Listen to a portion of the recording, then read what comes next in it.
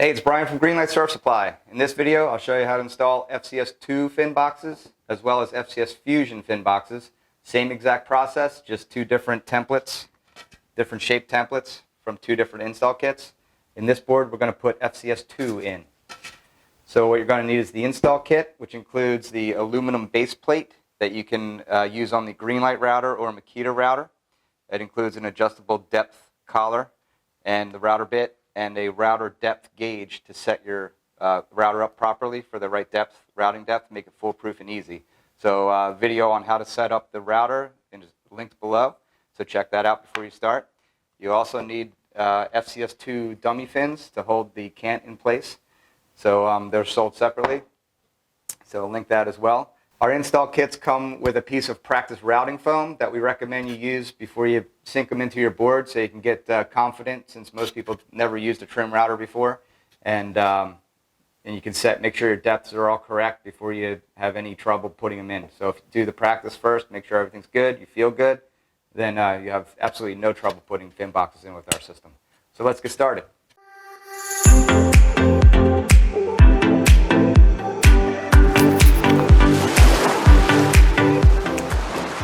So a little bit more information on these FCS2 boxes. They are sold in pairs of left and right.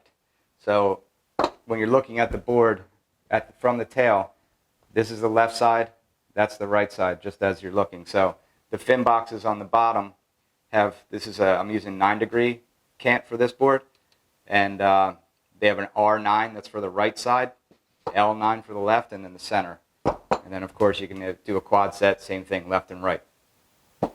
So just make sure, it's a big thing, make sure your fins aren't going to be pointed in by putting the wrong side in. The cant's important. You also want to make sure when you install them that this tang is in the front, pointed toward the nose, and it clips this orange barrel is in the back. So these are just things we've seen people make mistakes with without thinking. We're just trying to give you all the information possible. Our Greenlight router comes with a dust collection port here that you can connect to a shop vac or a vacuum. And I'm going to leave it off for right now. I'll pop it back on, just show you how that works too. But importantly to note is our adjustable depth collar. On the back side here, we call this the back side, it says flat.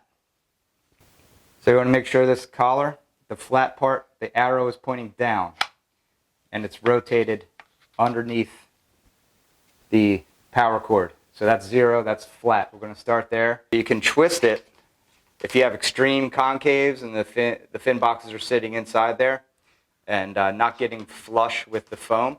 You can twist this like a quarter turn up to a half. You can get an 1/8 inch deeper overall. So you can sneak up on your depth if you have a funky concave, something, everyone's doing cool, different designs now.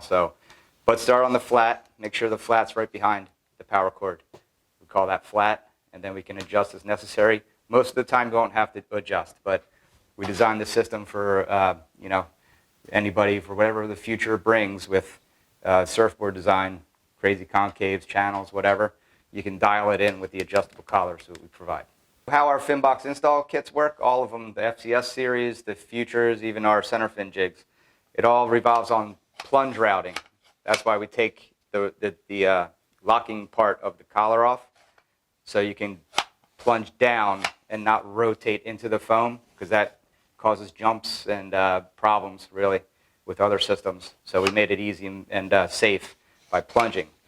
Another point to make is always turn the router off before you pull it out. You don't want the router bit spinning. You can hit the jig or worse yourself. Don't ever hurt yourself. Also, when you're changing bits or anything, unplug the router anytime you're changing it. We like our fingers. We need them. Also, another thing is, at least on our Greenlight router, it has 6 positions of speed, and we like to route on 5. So set your router to 5. The faster the bit's going, the better it cuts. But you also don't want to create too much heat. So 5 works really well for us. I don't know how many RPMs that actually is, but it just works. So put your router on 5. All right, let's do it.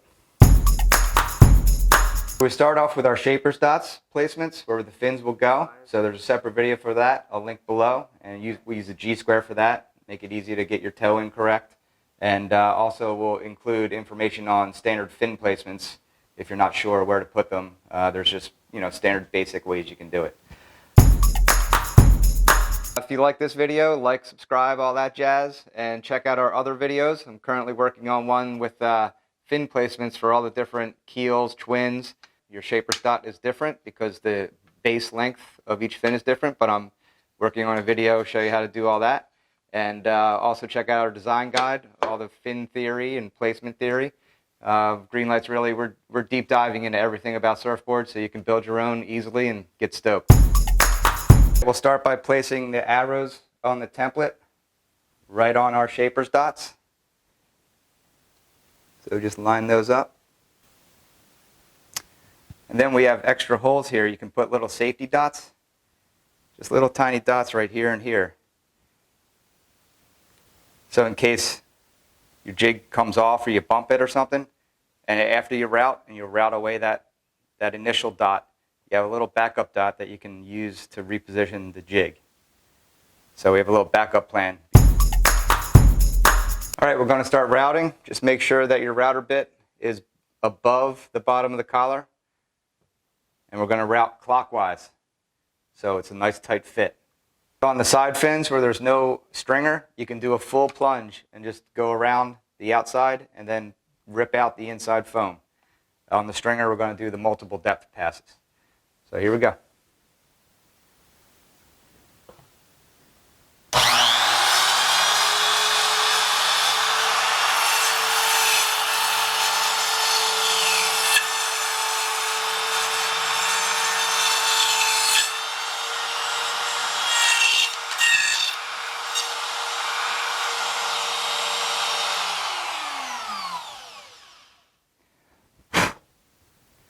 All right. Now we'll pop our dummy fin into the fin box and check the depth, make sure everything looks good. Keep the template on there, although we do have the backup dots, which is easier if we have to go deeper. All right. That's good. That's slightly below or flush with the foam. Push that down. You can also, if you need to, you can just squish the foam a bit. So that looks pretty good.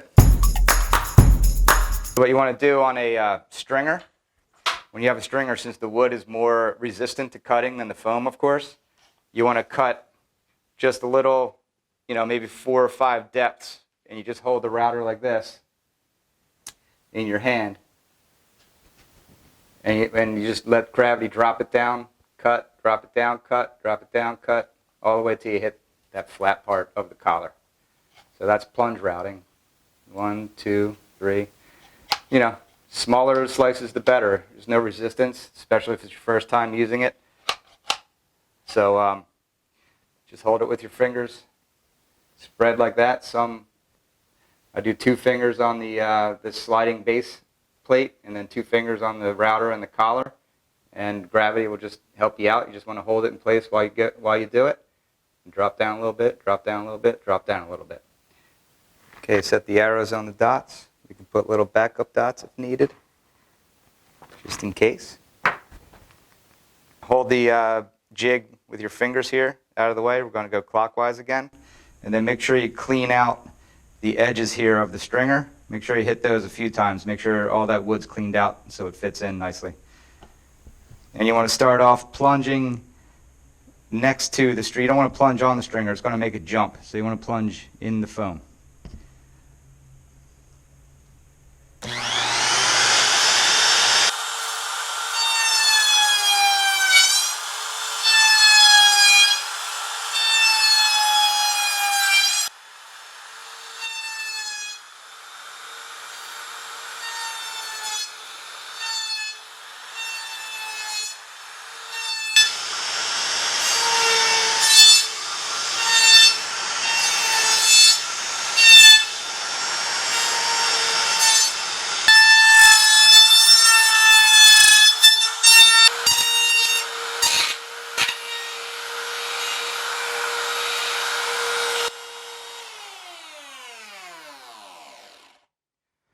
All right, now I'm just going to come back and hit these sides at full depth just to make sure they're all cleaned out.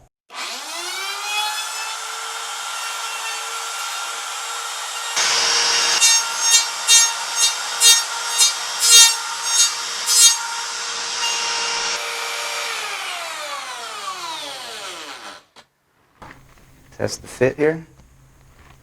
Wiggle it in, should be nice and tight. Take that jig. So this one's a tiny bit high. So we can adjust that collar a little bit. Line it up with the dots again. You got your backup dots as a reference point. So we have it back on the flat. We're going to just twist it just a little bit. There, just drop down. So we'll go for one more route. We can plunge in again.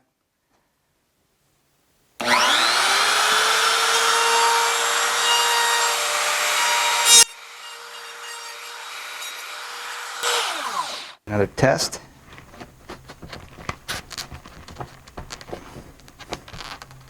There you go.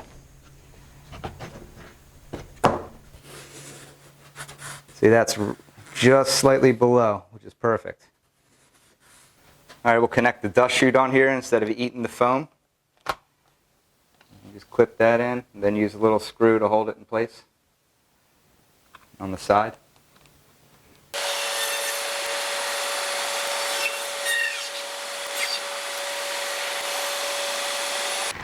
Test the fit.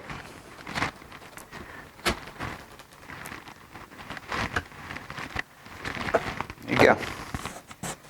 Slightly below. It's good. All right, we're going to put a foam shaping pad underneath here on the racks to level the board. Yeah, so resin doesn't flow to the back the whole time of the fin box pockets. So just get it kind of level. It doesn't need to be dead level.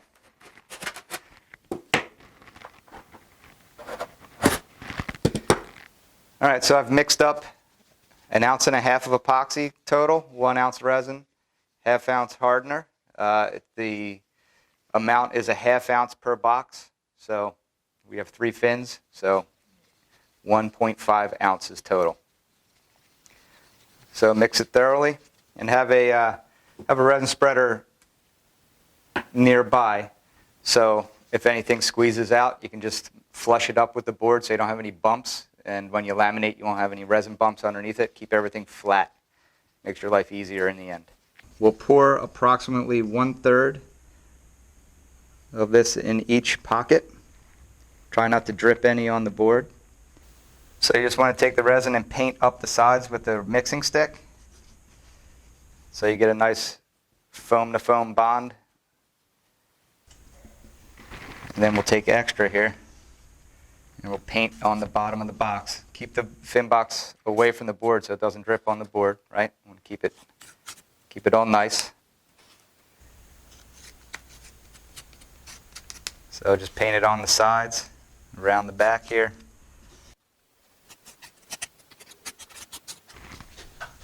All right.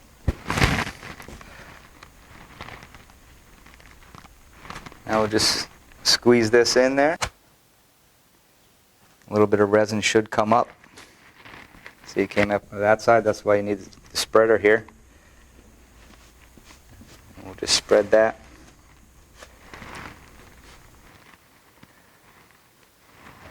Make sure you don't get any in the fin holes or on the fin, so it locks the fin in. So this is a dummy fin just for setting the cant. So any excess here, just flatten it out with the squeegee. All right, then we'll get back to setting the cant when we have all the fin boxes in.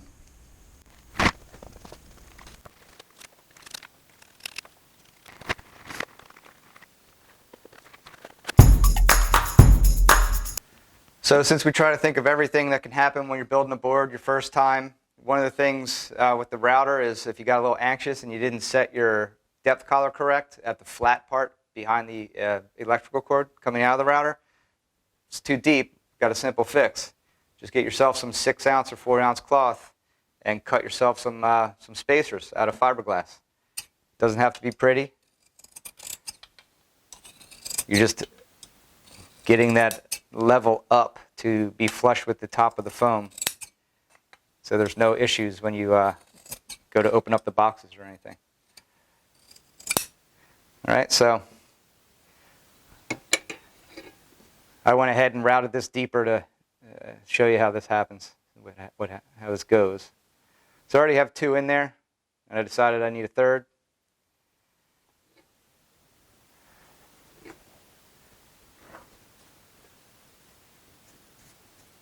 So that looks pretty good. That's right there. So as many as you need, and then we'll pour the resin in, finish off, same as the other ones.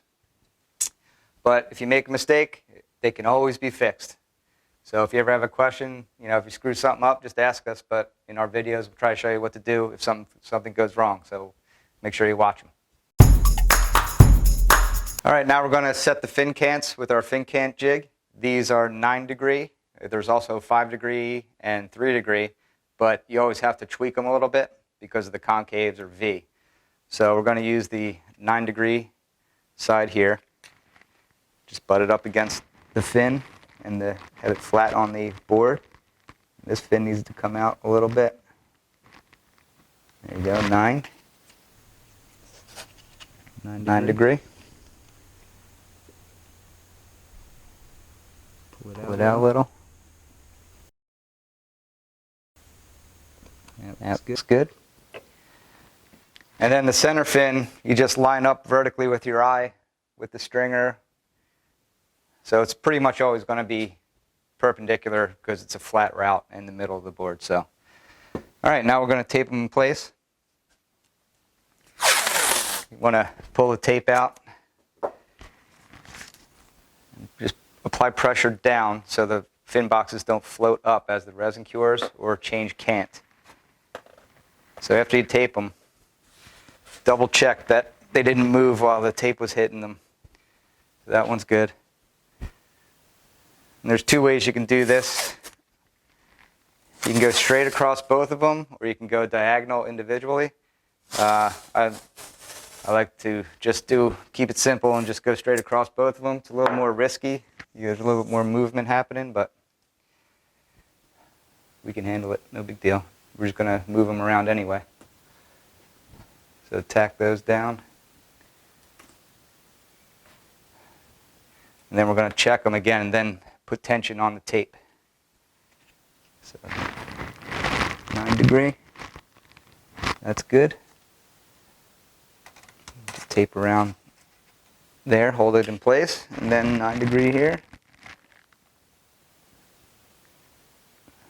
That's good.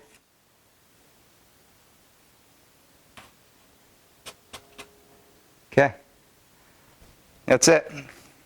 All right, after the resin cures, just take the tape and fins out.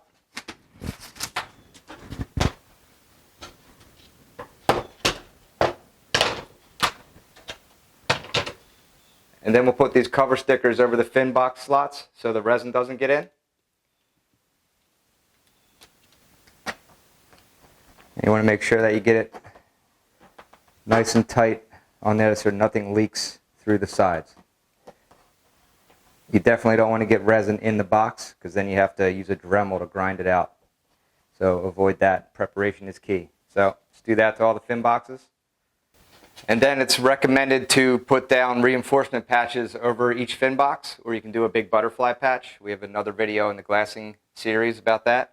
But I'll show you how to do the football patch, which we have printable template online. I'll put a link below for you. And so we just cut these out, 4-ounce fiberglass. And I'm going to do all 3 at once. So just fold your fiberglass, use your template. I transferred the paper template onto a manila envelope so it's a little more stiff. And we'll just cut it out. And this is going to give the fin boxes more strength. And we'll just lay each one right over top of the boxes. Then we'll roll our glass over to laminate the bottom. And that's it. Just saturate around the boxes and you're good to go. If you're going to sand the board, while you're sanding it, these extrusions will pop open so the thing can go in.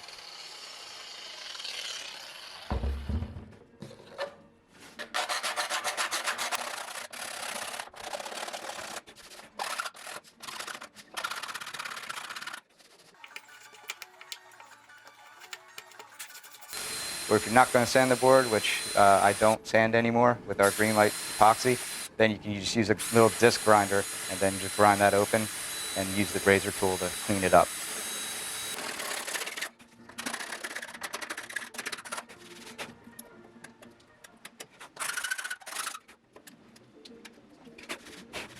Thanks again for watching. Take it easy.